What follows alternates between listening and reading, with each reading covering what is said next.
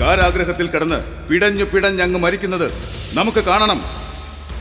പിതൃഹത്യയുടെ പാപം പേറാൻ ഒരുക്കമല്ലാത്തതുകൊണ്ട് മാത്രം ഒറ്റ വെട്ടിന് ശിരസറുക്കുന്നില്ല. സ്വയം ഏറ്റുവാങ്ങണം മരണം. അങ്ങനെ മരിച്ചു കിട്ടിയാൽ ഉദകക്രിയ ഒരു ഔദാര്യം പോലെ ചെയ്യാം. ഈ പുത്രൻ കംസൻ പോരെ പോരെ പിതാവേ.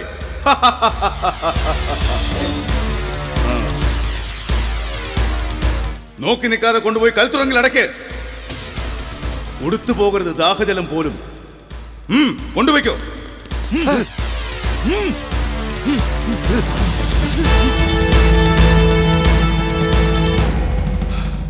മകനെ കംസ, വിധിച്ച വിലങ്ങുകൾ നിറഞ്ഞ മനസ്സോടെ നാം സ്വീകരിക്കുന്നു.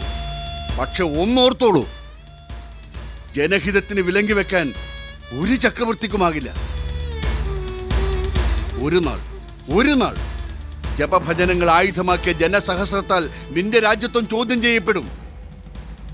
അന്ന് ജനഹിതത്തിൽ നിന്ന് ഒരു രക്ഷകൻ പിറക്കും.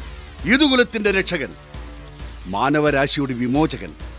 അന്ന് ജീവനറ്റ് കിടക്കുന്ന നിന്റെ ജഡത്തിന്റെ മുൻപിൽ നിന്ന് ഔദാര്യം പോലെ ഉദകക്രിയ ചെയ്യില്ല ഈ ഉഗ്രസേനൻ. ഒരു തുള്ളി കണ്ണുനീര് പോലും വീഴ്ത്തില്ല.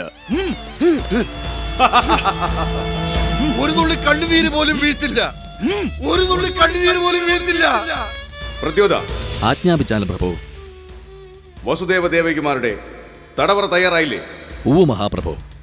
സേനാപതി ചെല്ലു, അവർക്കും കൊടുക്കൂ കാരാഗ്രഹവും കാൽച്ചങ്ങളെയും. കൽപ്പന പോലെ.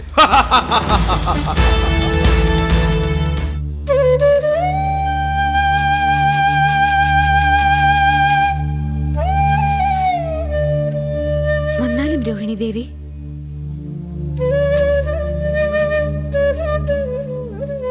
ദേവി, ആര്യദേവൻ എന്തിനായിരിക്കും വിളിപ്പിച്ചത്?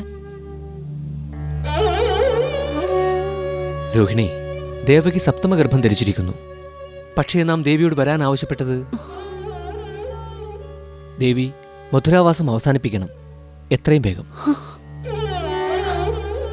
സപ്തമ ഗർഭവാർത്തയറിഞ്ഞ കംസരാജൻ അതിക്രൂരനായി മാറിയിരിക്കുന്നു എന്നാണ് ശ്രുതി. നമ്മെയും ദേവകിയെയും കൽത്തുറങ്കിൽ അടയ്ക്കാനാണ് നീക്കം. കേൾവികൾ മറ്റു പലതുമുണ്ട്. നമ്മുടെ ബന്ധുജനങ്ങൾ ഓരോരുത്തരെയും കാരാഗ്രഹത്തിൽ അടക്കാനുള്ള ആലോചനകളൊന്നും നടക്കുന്നു അത്രേ. ഒരുപക്ഷെ വധിച്ചു കളയാനും. അത് സംഭവിക്കുന്നതിന് മുമ്പ് ദേവി രക്ഷപ്പെടണം. വേഷപ്രച്ഛന്നയായോ മറ്റേതെങ്കിലും മാർഗത്തിലോ. തുണയ്ക്കു വരാൻ നമുക്കാവില്ല. ധൈര്യം കൈവിടരുത്. ആര്യദേവ, ഈ ഉള്ളവൾ എവിടേക്കാണ് പോകേണ്ടത്? കോസലത്തേക്കോ കേകയത്തേക്കോ? അങ്ങുര ചെയ്താലും ഇല്ല, ഞാൻ എങ്ങും പോവില്ല. ഗർഭവതിയായി ഇവളെ വിട്ട് പോകണം. ദൂരേക്കെങ്ങും വേണ്ട.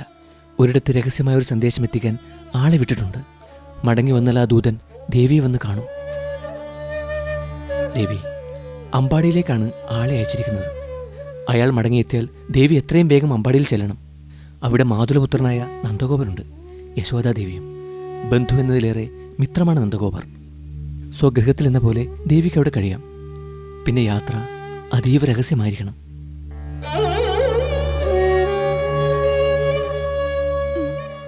ഇവിടെ അധികം നിൽക്കേണ്ട.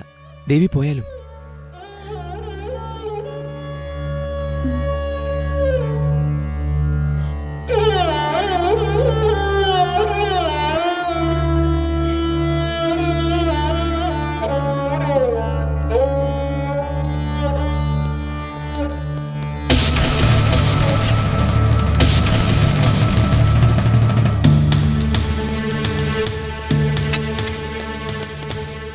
വസുദേവർ, നാം ഒരു സദ്വാർത്ത അറിയിക്കുവാനാണ് വന്നത്. താങ്കളുടെ ഗൃഹബന്ധനം കഴിഞ്ഞിരിക്കുന്നു. പകരം കാരാഗ്രഹബന്ധനം.